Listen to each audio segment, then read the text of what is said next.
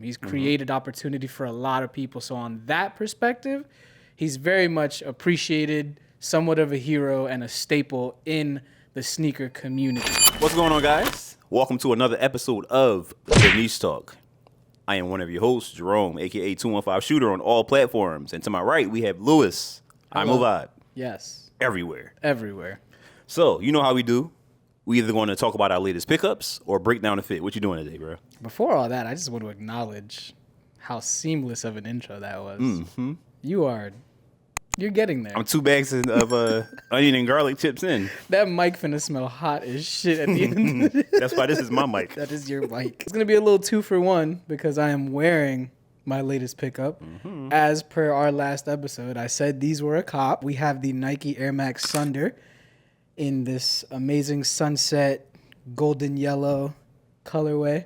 I just did an unboxing for it, and I just had to go straight to feet with these, just to really give it a test drive and see if this is what I really like as a new silhouette. Apothecary and sock, as usual, right? Then we have Mint Crew jorts. They've been running the jort game since before jorts got real hot again this year. Then we have Heavyweight Legends on the tee. We got the Too Fast, Too Furious tee. I feel like it goes with the Sunders in terms of like nostalgia and color. And then on top, we got my personal Golden Days fitted. Wait, is that your fitted or is that Fitted Worlds? This is my fitted. Okay, I just want to make sure. Hat Club. It looks like it looks like, yeah, look. Even though yours was out first. Mine was out first. I'm just saying. That it is. So yeah, I'm not throwing shade. I'm being literal. Like Fitted Roll, y'all got to stop that shit. And I've worked with y'all before. Not cool.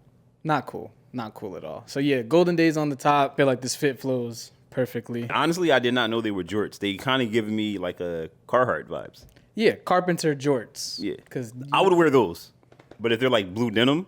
Oh yeah. He just. Oh no. So you just want different colors. Like I would wear that blue denim. Yeah, I can't. They can't look like actual jeans, like shorts. But denim is not the color. Do you know that, right? I know. It's the material. Okay. I know. But I'm saying like when denim was traditionally introduced, right? It's blue. Yeah, it's blue. I get but that. Yeah, that looks. Yeah, that actually looks nice. And they're not like elongated as well. Right. Yeah, they're a decent height. Yeah. So yeah, shout out to Mint Crew. Appreciate y'all for always putting me on. Yeah. He just dropped a good amount of colorways. What are you doing? You breaking down the fit or? I'm gonna break down the fit. On the feet we have Chef. Is it Hoy? Chef Hoy. Look at that. I'm on the road today. Chef Hoy on the AJKOs that he did for me. They're just distressed and his style of things. Nice little vintage aging. You feel me? Love that. On the shorts, we have Stussy that I got from Lewis that he would like back, but I would not give them back to him. Pain. Godspeed on the T-shirt. This is a lot of you going on right now. This is also the shirt that he said he had for me like a few episodes ago that I somehow just got last week, though. Yeah, I'm wearing it today, Look, I had to make sure I was ready to get rid of a T-shirt, okay? Because that was on the fly. And I didn't really want to let go of that shirt, but you my boy, so you can have it. And it works with the fit. No, it definitely works. And, of course, on the Mata, we have the Mariposa, a.k.a. Shireen Yankee, that she did with the rolls popping on the side. Shireen, you did a good job on this fitted, and it is a beautiful ode to the Yankees, my favorite team. So. And because of this fitted, I just want to say something to all of my fellow creatives out there. Please stop putting your ideas on people like it's facts.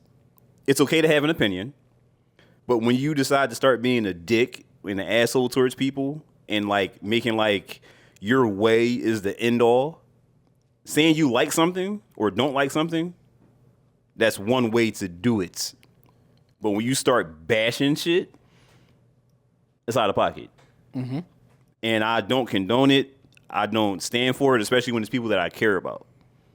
If you don't like somebody's hook or somebody's design, make your own. If you don't have the opportunity to do it, work harder until you get your opportunity. That's it. That's all I got for him. I feel that. Speaking of opportunities, though, right? Oh, okay. Yeah. Let's talk about it. They took the opportunity to sue Dominic, a.k.a. the shoe surgeon, for $60 million. $60 million, man. He finally got caught type time, There's always, like, the red line, where, all right, we all witness it from the consumer and we're not talking about One Piece. We all notice it from the consumer standpoint. Like, all right, cool. You up there. You're Okay, you're doing too much now. Pull it back. Pull it back, bro. And bam, lawsuit. It's not a surprise to a lot of people, but then it is to some, depending on like what side of the culture that you're on, as far as like understanding everything. So for those of you that don't know, he's being sued by Nike for 60 mil because of them saying that they did not give him authorization and that he's almost using his brand and making it seem like that it's paired or partnered with Nike, like they kind of like condoning it, Right. when they're not. That's their argument. But there were times where they were condoning and like outsourcing things to him. So it sounds like they're just picking and choosing what they want to make it seem like a case on their end, which So- it is. They said the one of ones were fine. Right. And I think a lot of them they actually like sourced him to do for like the athletes and stuff like that. But he's been doing what they labeled as SFRS as well, which is full size runs. Yes. Now, when they're doing that, I don't think he's actually hand making that entire size like they're being produced in the factory. So now that means you're technically producing shoes, but you're slapping the Nike swoosh and branding on it. And from a legal standpoint, that's a no-no. It's really tricky out here. It's difficult to take something that's already made and then put your spin on it, but then try to make it seem like it's your creation and your idea. I feel like it's a slippery slope because creators, specifically, I'll say right now in the footwear world, that would be, let's say, designers, and you take something that already belongs to somebody else. And I think that's where the problem comes in at, because Mosh, as we know, he was doing customs, and I think he still does like different paint customs and stuff like that, but made his own shoe. Yeah, made So guess his own what? shoe Can't entirely. nobody say shit to him. At all. He has his own drops. It's his own shoe. He's enjoying life. There's so many people that started off as customizers, right? Like I feel like that's how this realm of the sneaker culture starts, right? Like you start just experimenting and thinking, okay, let me try this, and then people are like, okay, cool, you got good work, like can you do this for me? And then you start getting that confidence to accept orders and do things on a bigger scale. But I think what happens is that people unlike Mosh, right, and like Kizzo, unlike them, they just stick with that lane of, okay, I'm going to continue to use this as a base and not really figure out what I need to do for myself as a business. They just stick with like customizing and rebuilds, but still utilizing a logo that's very much apparent in today's world. So you get caught up, right? You get caught up in doing things for athletes. You get caught up in the fame, in the limelight, instead of just like really doing the groundwork to create your own thing separately from that. He was definitely running classes and running up a bag, which is great for the community. I loved that, and I wish I would have done some. Right. Because it's really cool to just understand that portion of a sneaker, to completely break it down, to completely recreate something in your thought process. And back in my college days, I was doing simple repaints and I was doing simple customizations, right? But on the line of completely deconstructing a shoe and reconstructing it to my taste, I feel like that's something that a lot of people don't have the opportunity to know how to do and learn how to do. And he's put on a lot of people to a new source of income. He's created opportunity for a lot of people. So on that perspective, he's very much appreciated, somewhat of a hero and a staple in the sneaker community. He's very much a pivotal person in the culture. 100%, bro. And I'd be a liar if I sat here and said that I don't appreciate customs and having things like fully built. I just got an Air Max done. That was a full build. My homie Jason, Gabo, he does builds for me and stuff like that. But all of those are one of ones. Yeah. And when you see a lot of these designers and creators, or cobblers, if you will, when they post their stuff to social media, one of the first things you usually see in their caption is, "This is not an official Nike product. This is a one-of-one piece of art."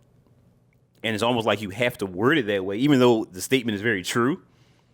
You almost have to word it that way to cover your ass, because you don't want Nike or Adidas or whoever to look at this and be like, yo, why is he selling this as my product?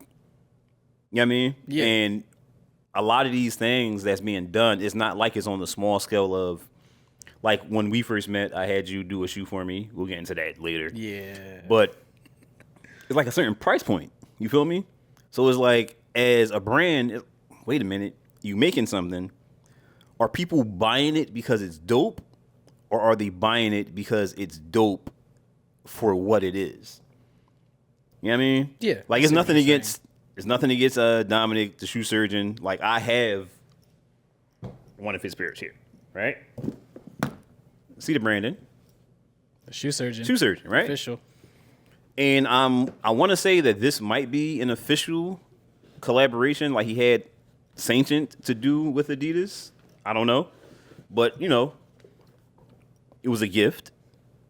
Quality is A1. So I don't think it's an issue of, like, how he puts things together. It's an issue of the brand almost feeling like their work is being stolen. Yeah, and I can understand that because, yes, he's a creative and he's an artist, but at the end of the day, it is stolen artwork that you're working off of. So you have to understand that as a creative.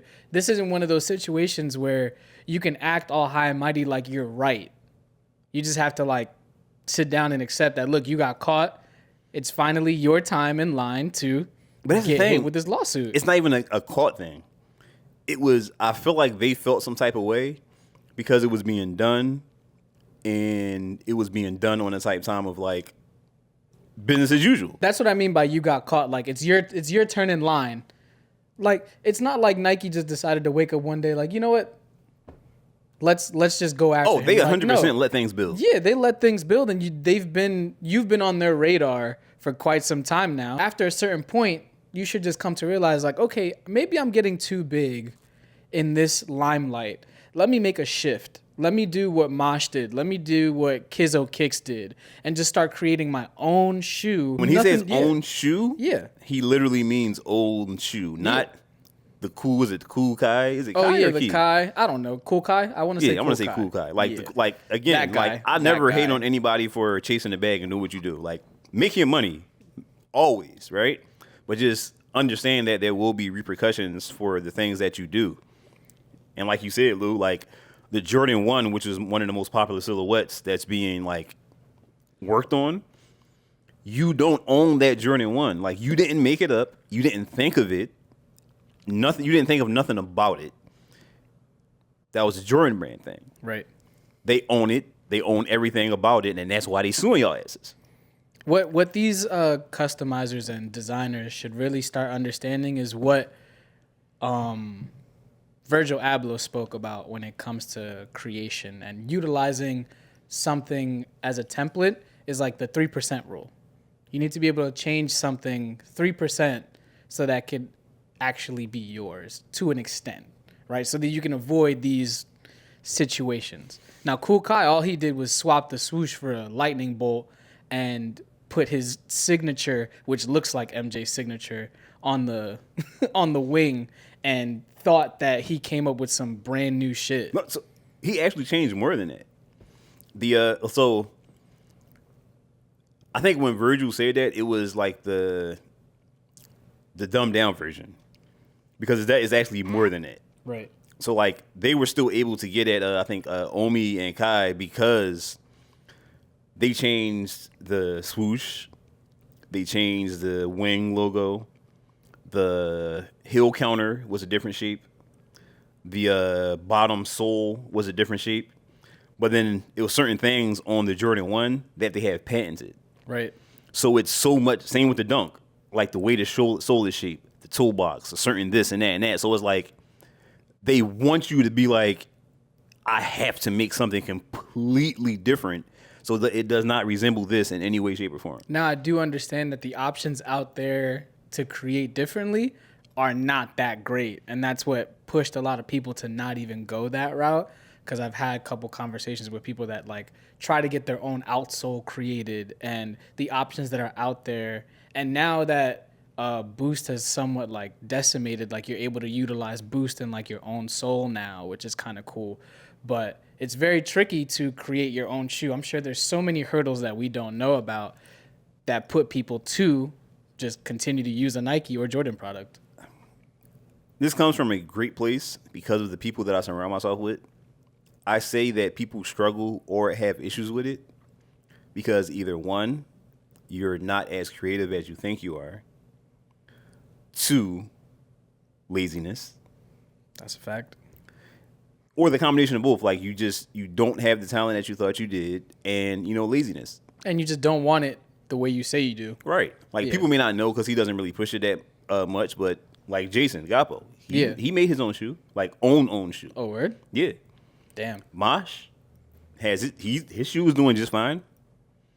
You feel me? Yeah, he has his own community of supporters that really like his drops. Right. And I know who was it? Ad Sneaks had just had that drop. I Oh that yeah, shoe brand. he did just do a drop with the shoe brand. Right. And it's nice to see all these lower tier shoe brands just like popping out and trying to experiment. Not saying low as in like quality, but they're not as big as Nike yet. Right. Hopefully. We're seeing that a lot more now, which is good. But I really do appreciate the time and effort that people do put into whatever they do create. Right? Like look at Chef Hui. I've been rocking with him for a minute now and seeing a lot of his customs and the things that he does. Right. Yes, they are iterations of an already made product, but the spin that he does put on it, it's already been proven and stated that Nike and Jordan are watching him because they are taking his designs and his artwork and implementing it onto their own things. So that in itself is an ode and a something that you have to take pride in. It sucks because they're actually, I noticed you said they're taking it and putting it, taking his and putting it onto he already put it onto their own thing. Very true. I see what you're saying. You know what I mean? Yeah. So it's like, can you steal something that's already yours? It's like the moment you decide to do something on a Nike or Jordan product, you relinquish all of your own rights. It's theirs. Right. Like you can't sue them like, hey, like you stole my colorway. Well, no, you put a color on my product. You don't own the color. You own red? You own blue? No, you don't. You feel Facts. me? So only thing that's owned out of everything is the product, and the product is mine. So at that point, I can say and do whatever I want. Now, as the consumer and as a creative, do I think it's corny when we look at certain things and we know like, yo, y'all took that from that guy? Because we saw that shit all over social media, and then here we go. Early next year, 5 months later, y'all making something that look damn near the same. Yep. And it's like, that's corny. Like, why not just reach out to the person and be a community company? But you would also have to pay them. You got to make your money. And that's going to also give them a certain sense of fame and exposure and stuff like that. And it sucks, but a lot of times companies don't want to do that. And it is what it is. But all in all, I feel like creators can have so much if they take the initiative to believe in themselves. And I'll ask any creator that's watching this, especially people in the footwear industry, clothing, anything. Specifically people that deconstruct or reconstruct or build off of something that belongs to someone else. Do you think your product still holds the same weight if you remove the energy behind the brand that you're putting it on? Ooh, that's a deep question. Because like I said, nothing against Dom, the shoe surgeon, or anybody else out there that's doing things, because I love it. And if I had an opportunity to get him to do something for me, like a one-of-one custom, I would. Yeah. So that's not a question. But do you think if you today was like, yo, I'm not doing custom Jordan 1s and Yeezys and stuff that's already has a history, I want to do my own thing, make my own shoe like a Mosh. Is it still going to do good? Will my business still be the same? Will people appreciate it the same? If the answer is no, then you're lacking in some area, whether it be the design portion, marketing, whatever, but you're lacking somewhere. And if you can do it, then that speaks for your talent and the support system that you've built. Yeah, it speaks for the community that you've created. So it should be a seamless transition. Obviously, if you went from just altering a Jordan 1 to then creating your own shoe, yeah, there's going to be a slight hiccup, right? You gotta cater to the people. You have to figure out what they want, figure out what the needs are of the masses, and create what you want to create. But at the end of the day, you also have to understand that once you put the legwork in, you're going to be able to achieve whatever you want. Yeah.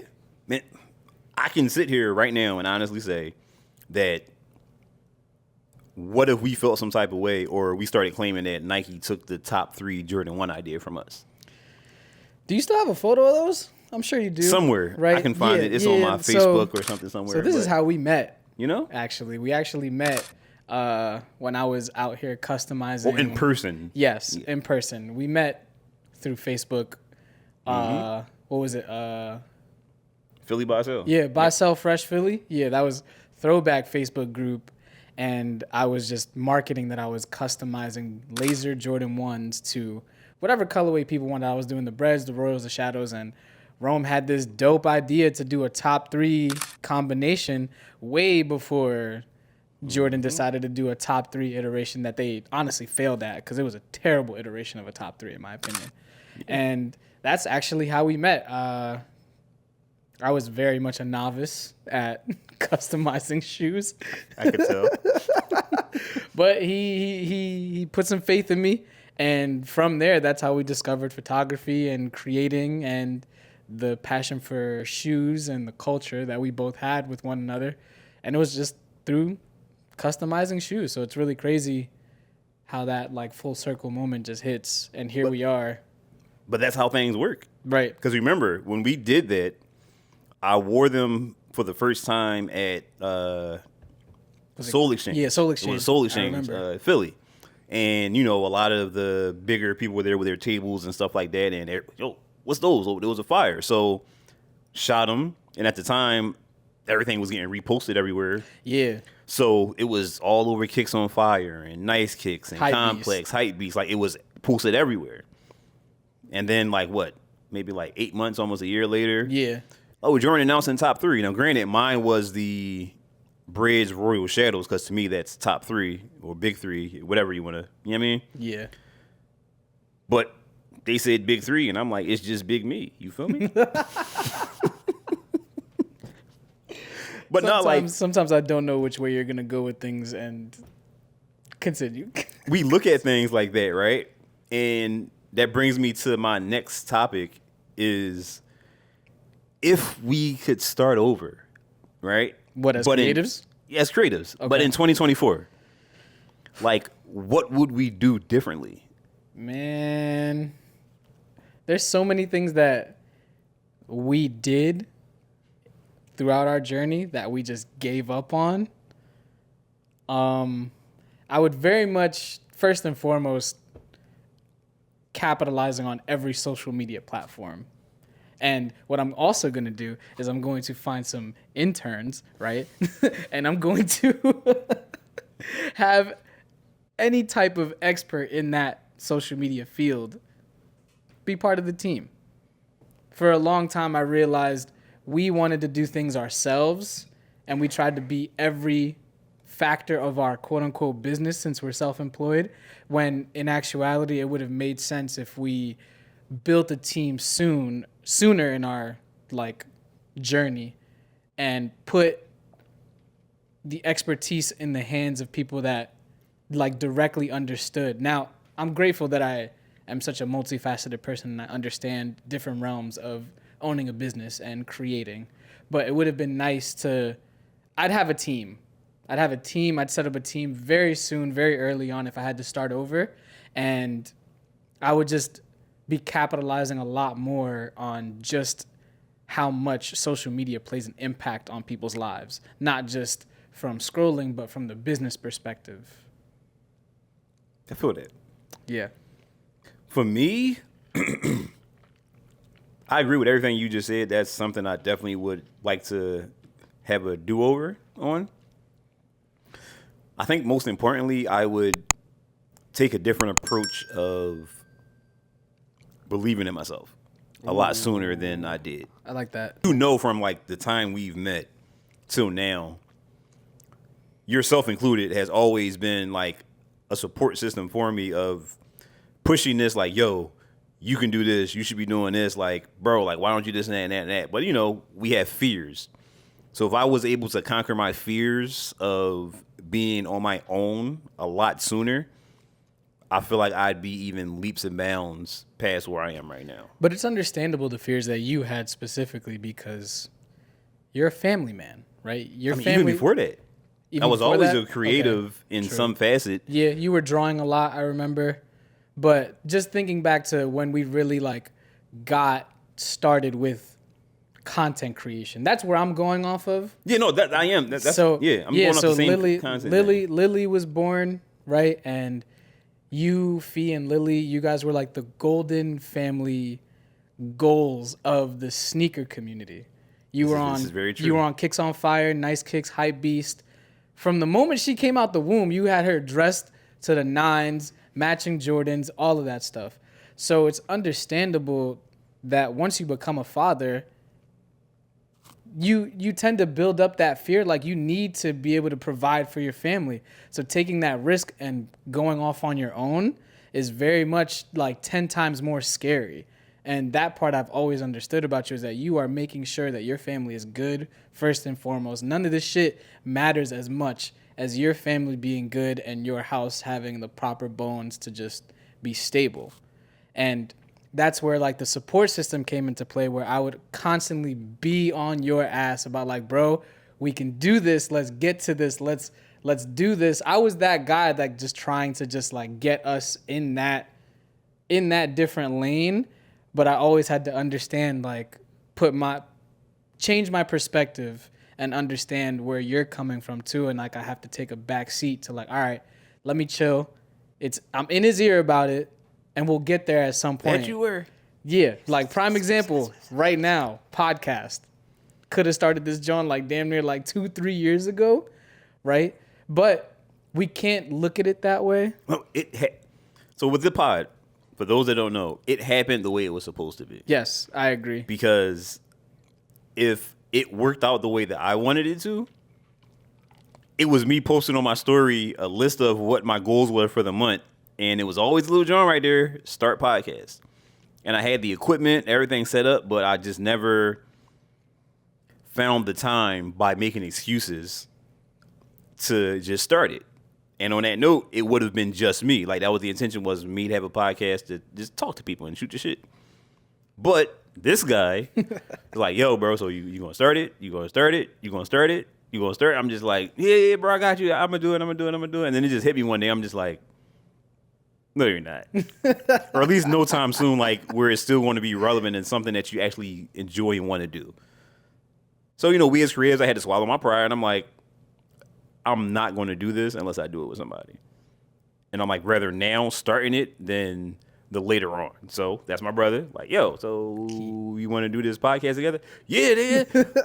I've been fucking telling you this. So we ended up doing that. And then like, here we are now. But we do have opportunities to change things in life, but sometimes we don't, which is, this whole thing.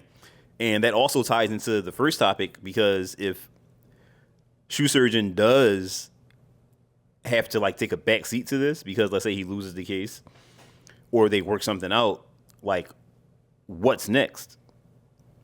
And starting over when you build something like to a certain extent, that can be a motherfucker, bro. I'm pretty sure he has his ducks in line.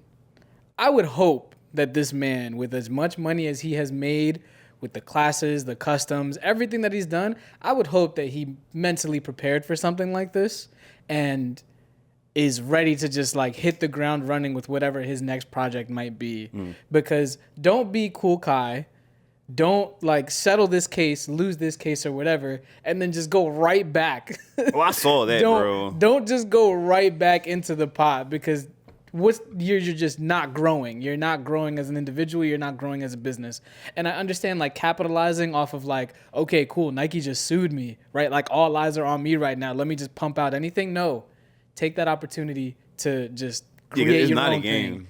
It's not a game at all. But in terms of what we're talking about now, things I would do differently if I were to restart my journey, the one thing I wouldn't change is you being my bro.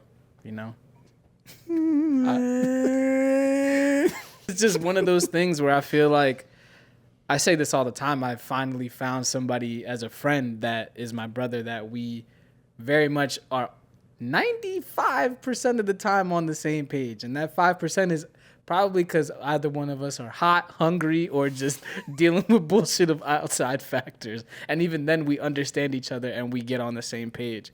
So I say all that to say, if you feel as though right now you are struggling in your journey, look to the people around you and look to your supporters.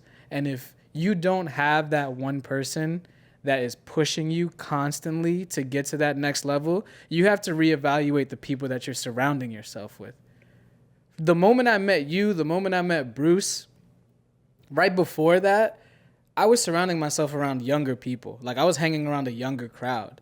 And then I realized, like, I'm not going nowhere with these motherfuckers. So I told myself I need to just really surround myself around people that have been in the game. Not saying, well, you started the game, first of all, but I need to surround myself around people that have been in the game and that are well versed in what I'm trying to achieve, so that I can just absorb any type of knowledge from you, from anybody that I surround myself with. So it was me, you, and Bruce coming up, and Bruce had the business aspect like locked down when it came to doing things creatively. Me and you, we were just bando hunting, being creative, doing dumb shit, but along the way we were able to create a name for ourselves and work with big brands. And now you on a goddamn billboard, and we over here just getting sponsorships with our podcast. Yeah, so bro, if I had to start over, honestly, I'd probably do the same exact shit, but just apply so much more pressure and create a big ass team of synergy and just like hungry individuals. Because we've always taught people. We've always put people on, and we've always done it for free. We have never charged anybody for all the game we've given them. And everybody's always like, oh, you need to do a class. That's not us. We give our game free, naturally. Now we will, at some point, when it's like more thought out and like put together. But all in all, like, people know, like, hit us. You got a question, you're going to answer. Like, there's no gatekeeping over here. There's no, because the confidence in what we do is so great that I don't care what I tell you. It's not going to affect what I do in no way, shape, or form. Facts. So why would I not tell you? Why would I not help you out to give you a step to doing something, step closer, achieving or doing what you want to do? Like, and good karma is a really beautiful thing. Yeah.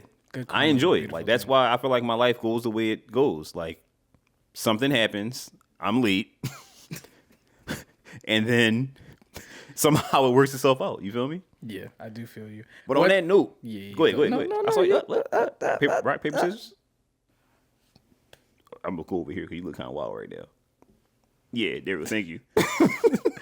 Rock, paper, scissors. Shoot. Okay, you got it. All right, I'm gonna go now. Yeah, so I don't want to close it out, but I just want to say, on the topic that we are currently on, if you had one thing that you would change, whether it be a trend, a skill set, something that you wish you would have pursued that you did not, that you think would have a great impact on what you do now, what would that be? I would change the perspective I took from going behind the camera to in front of the camera.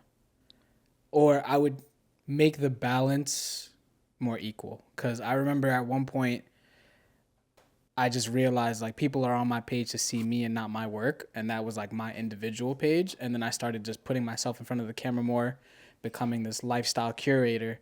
But then I started to lose the photographer aspect of myself, where I was losing passion for the essence of photography. Just going out, shooting, and capturing work that didn't need to be seen, that it was like for myself. So the one thing I would change is just having that balance a lot better, so that I can still maintain my passion and not go, granted, being a lifestyle curator, it is still my passion, but I do thoroughly miss the days and the nights where we would just like hit each other up like, yo, let's just go night shooting. Let's see what we can cook up. And you'd bring your lights, you'd bring your sphere, and we would just be hanging out, coming up with dope shit. So it's, granted, priorities change, and we need to factor in like how are we utilizing our time to make money so that we can sustain our lifestyles. Right. But there still has to always be time for your passion. So I'd say just having a better balance of that is the one thing I would definitely change. And I want to get back into that. And we have slightly. Not as much as we used to, but it's definitely happening more often than not. Like if we weren't dedicating so much time to the podcast, for example, we'd be doing more time with that, right? Right. So it's all about delegation of tasks. It's all about what are you dedicating your time to? And this is just another passion. Because it's not like, all right, cool, we had our first sponsorship, right? But it's not like we're like making money off of this. This is our passion. We're dedicating our time and energy to talk to you beautiful people out here and spit free game and speak on our minds. And this is like our escape in a sense. Yeah. That's the one thing we definitely said when we agreed to start this was no matter if money is coming from it or not, like to just stay at it and give it our all and just have fun and enjoy it. Mm-hmm. And then if something did come from it, great. But if not, like don't let that be like a Debbie Downer. Exactly. To what we doing. So how about you? What's the one thing? I would say I would change my perspective on when I like start something, maybe not starting the trend, but when I'm one of the people in the forefront of the trend, to stop being on the type time of, oh, now since everyone else is doing it, I'm gonna stop. We failed at so many things because of that ideology. Yep. Like, I had the fucking big ass drone with the fucking GoPro. The one almost killed you with? Yeah, the one you almost killed me with. Yep, that one right there. Shout out to my tripod, saving my fucking legs. But before that was a thing. Like, well, I was flying drones, getting drone photography, and to the point like people were asking like what rooftop was you on? Like, how'd you get that? I'm like, fucking drone. Like my pop gave me a drone. Had to it was like a GoPro. It was like a GoPro Hero 2. That's how old it was. It was like a 3DR drone or some shit. Doing that. Then the TikTok wave. Shit started popping off, and I'm like, I don't want to be on all these platforms. Fucking regret it. Yep. Fell off heavy. Reels started out with it. Was popping off, and I'm like, I don't want to do videos. Skits. We got to get back to our skits. That was the time, bro. But it's stuff like that. Yeah. Like, that was the stuff that we were doing authentically. It wasn't forced. It wasn't a trend. We were just doing it, and it was popping off. And then people became trendy. Right. And then we became like, oh, like now it's kind of cliche and kind of like corny. It's like now my biggest fear has always been like, I don't want to be like everybody else. Yeah, that's what we always have been. We've always tried to just separate ourselves, but it has shot us in the foot multiple times. Most of the shit that we stopped doing is like the thing to do now.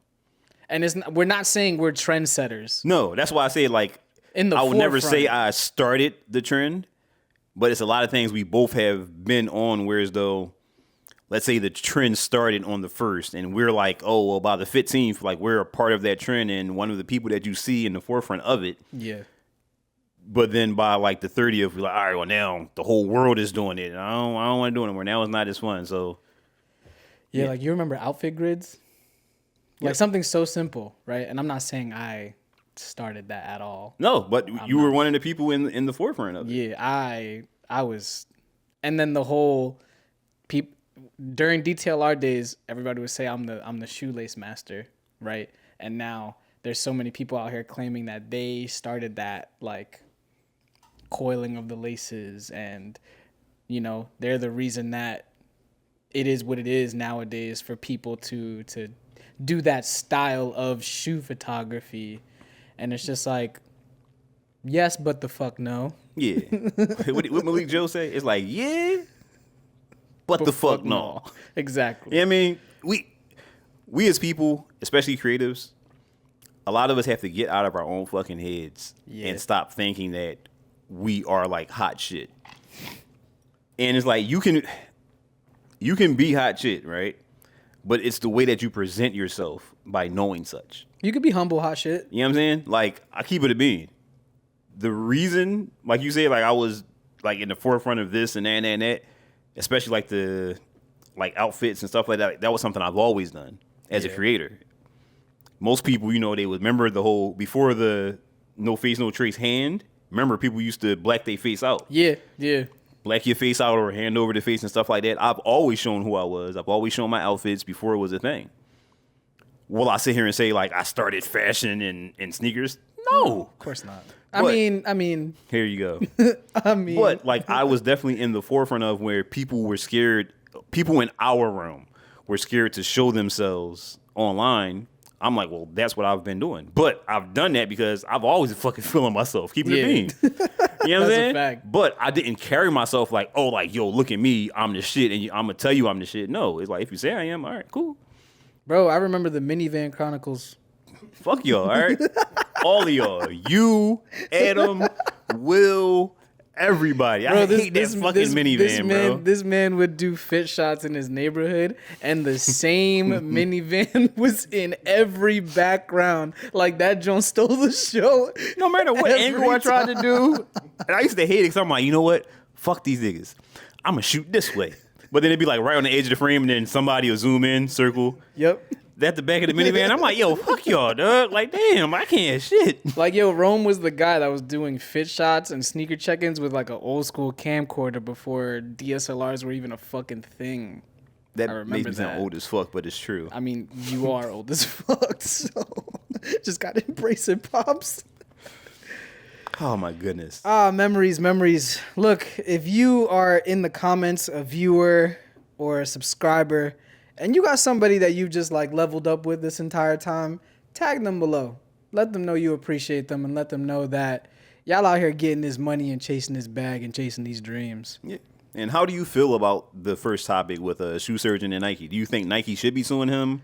Do you think they should take a back seat? Do you think he's in the right? 60 M's, wrong? bro. 60 M's. Yes, 60 million, bro. Like that's a steep ass number. Steep. Might as well be $1 billion at that point. No, that's 40 million. It's 40 million enough. No. No. No. Oh No. shit. No. I'm sorry. Damn. I was way off. I did that. I messed you up. That's my fault. We're not gonna do like that one episode where Yeah, Will stop. Will We was don't- looking at us like, it's two of y'all, nigga. What? Will probably like, I expect that from Rome, but nigga, you? Okay, so on that note, I hope you guys are subbed to the channel. You got that bell notification on, so the you guys bell. can hit the bell.